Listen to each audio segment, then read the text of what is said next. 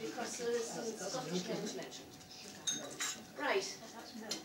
The wall was built for the Romans way back in the past. They built it with stone and they built it to last. Quite a change for the locals from digging the coal, and it kept a large number off the wall. It was the Emperor Hadrian who started it all when he ordered the peasants to build him this wall. Just what it was for, there was nobody sure, and the reasons he gave were a little obscure. This wall, said the Emperor, rubbing his chin, is to stop all the Picts and the Scots getting in. I'm used to the Geordies and now all their tricks, but I just can't stomach the Scots and the Picts. They started the wall on the banks of the Tyne, and they tried very hard to keep a straight line.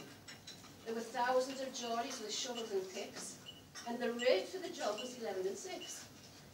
The stones for the wall came by Bogey and Barra. They were cut from the quarries at Heaven and Jarrah. They floated them over the Tyne on a raft.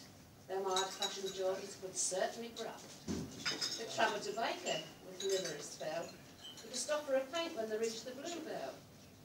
Then across the meadow and valley and dyke, with never a murmur of trouble or strike. Onwards they went, heading west all the time, still trying their best for to keep a straight line. In summer they struggled through bracken and heather, and they plodged in the carts during inclement weather. They made the last stone on the 2nd of June, and Hadrian said, lads, I'm our the moon. I would like you to know that I'm proud of you all, and I thank you all kindly for building the wall. A big celebration was held at Carlisle. They had a grand meeting and done it in style. The picks and the shovels were all put away, and the workers were given an extra week's pay. The Picts and the Scots were a little bit vexed, and voices were raised and muscles were flexed. But their yelling and shooting did not no good at all. It takes more than talking to get past the wall. And that is the story, believe it or not, of how they defeated the Pict and the Scot, how the wall was constructed for one man's enjoyment, and the northeast was rescued from muscle and Dashing through the dockyard in a hurry, when I met a matlow, old and grey. On his back he had his kit bag and his hammock, and as I passed I heard him say, "Oh, I wonder, yes, I wonder, if the goatee made a blunder when he made this draft shit out for me.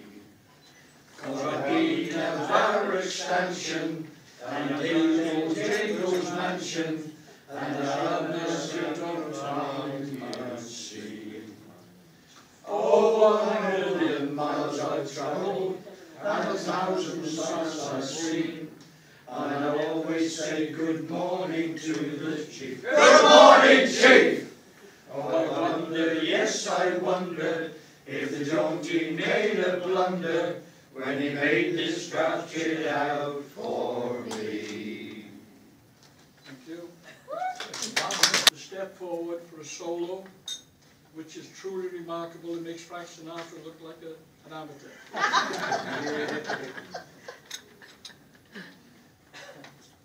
Cold.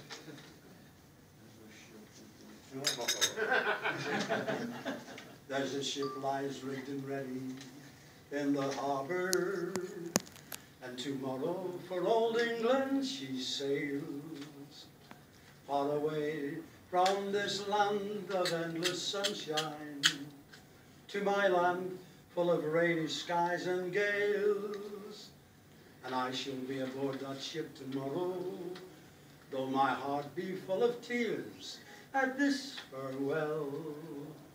For you are beautiful, and I have loved you dearly, more dearly than the spoken word can tell. Though death and darkness gather all around me, and my ship be lying against the sea, I will want again to see this dear old island in a leaving wave that brings me once to thee. And should I return safe home again to England and see the magic of this wonderland. For you are beautiful, and I have loved you dearly, more dearly than the spoken word can tell. What a voice! I'm sailing home again across the sea.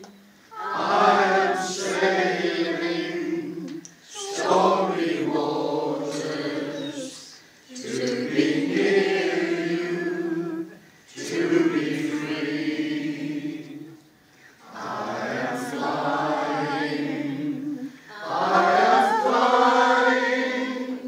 like a bird across the sky. I am flying, passing high clouds, to be with you, to be free. Can you hear me? Can you hear me?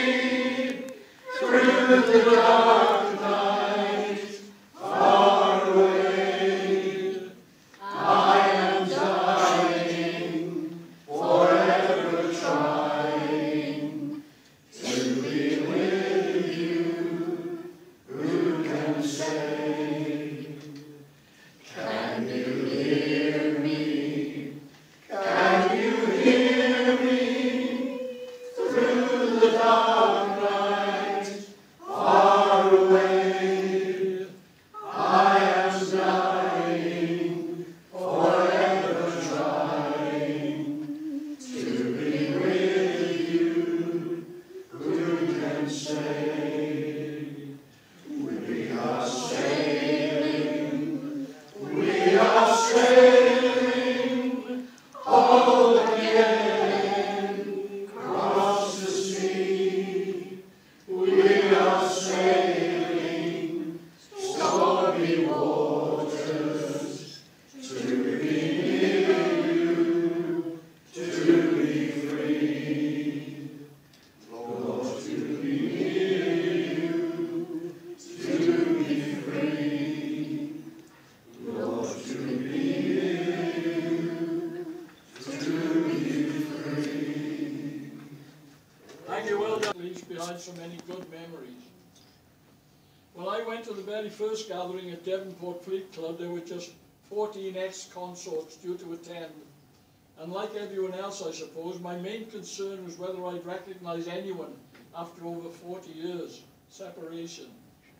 I put that concern behind me when, as the earliest arrival, I sank 2 large gin and tonics in quick succession, and when the glow set in, I didn't give a toss whether I'd recognise anyone.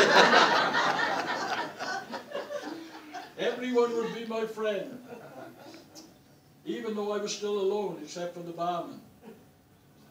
I was still alone when the first human came through the lounge door, making for the bar. When I intercepted him, put my arms around his shoulders, and told him he hadn't changed a bit in 40 years and he was looking as good as ever.